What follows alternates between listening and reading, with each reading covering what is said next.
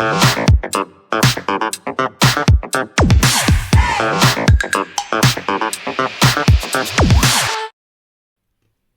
guys, welcome back to the channel. This is different than what I usually do, but I thought I needed to do this because I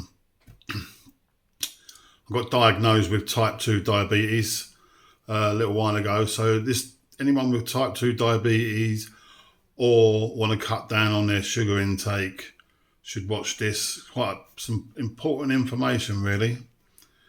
It's got to be quick, so there's not going to be much editing because the back door's shut and it's roasting hot here in sunny UK. But as far as I know, I first bought this stevia because naked living, it's all healthy, everything meant to be, and that's what they're promoting, a pure healthy lifestyle. There's leaves on there and how great and wonderful it is, you know. And then getting a bit low on it. Well, not too low, but I see some in Asda and I thought, oh, that looks cheap. That was about £4, the granulated one, which is this one. This one was about 80p. And I thought, oh, but it says granulated, but it's not. It's like a powder. There's no granules in there. This one is granules. This one is like powder. It's absolutely, well, it's just like powder. So anyway, I thought, what's the difference in them?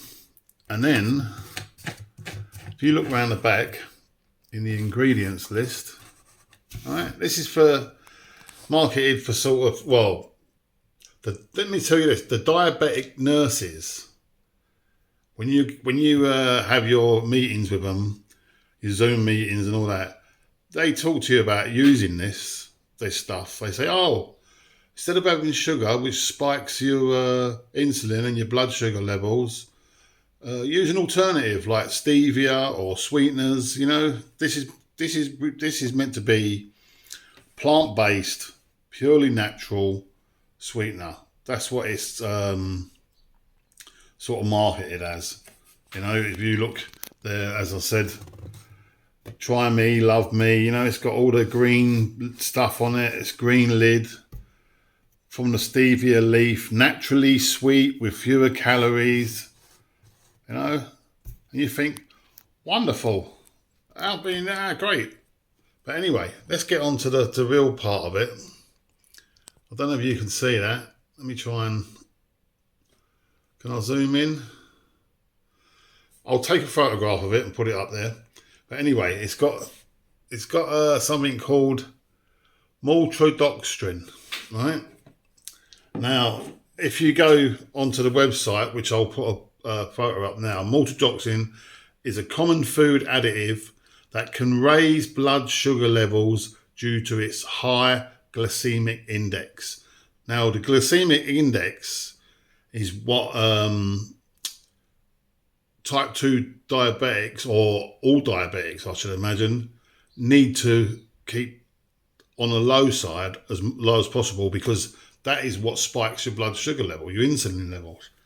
So this one here, it's not suitable for diabetics because it says it's problematic. It's making it potentially problematic for people with type 2 diabetes.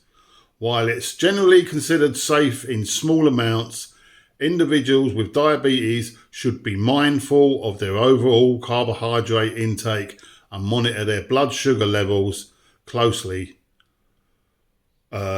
when consuming maltodextrin, right? So what they're saying is have a little bit. So it's not an alternative, is it? Because if you're meant to be using this on your cereal or in your coffee and you're drinking, I don't know, or tea, or you're drinking what, 3, 4, 5 cups a day. I have one in the coffee. I'll drink one in the morning, then I'll have one about breakfast time, and then I'll have maybe 1 or 2 in the evening. I love a coffee. I can't get enough of it. And so when I see that, I thought to myself, this stuff's terrible. And then what else does it say about it? It says what is maltodextrin? Maltodextrin is a white powder made from corn, rice, potato starch or wheat. Those are all the things that you're meant to avoid or take in very small doses when you have type 2 diabetes. This is what they tell you. So this stuff is not healthy. This stuff should be avoided, right? The process of making it involves cooking the starches and then adding acids and enzymes such as heat-stable bacterial alpha amylase to break it down further. So, you know, this is highly processed stuff, which I've consumed this bag nearly completely, and that's 1 kilo. And I'm only sort of discovering, I was totally blind to it until I see this one. I had no idea. So it's the sort of thing you want to be careful about if you've got diabetes or you want to cut down sugar. But let's have a look at this one. All right. So we're going to this one, and this one contains erythritol, whatever that means. Erythritol, let's read what it says on the net.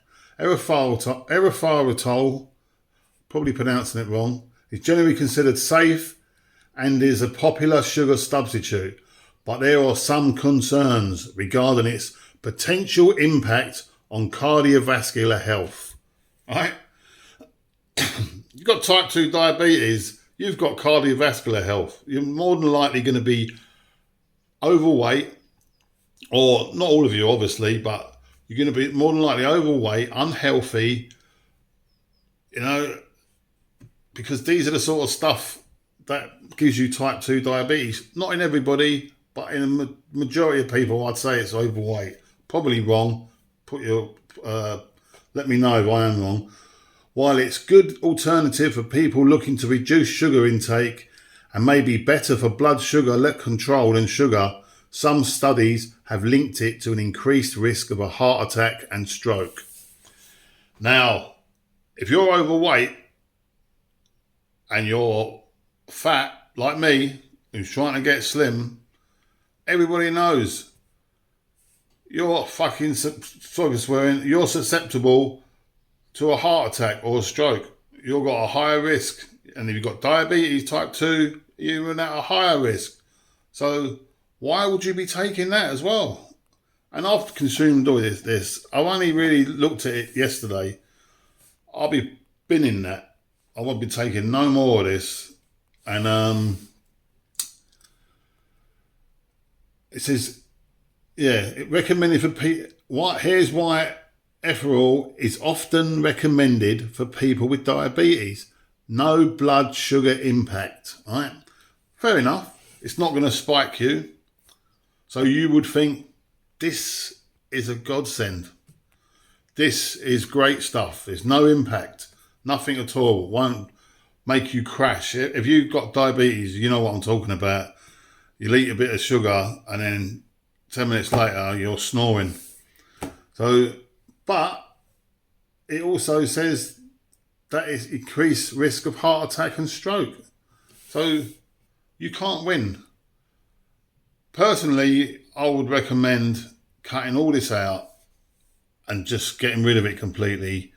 And if you've got type 2 diabetes or you want to cut out sugar, don't use an alternative. Just stop.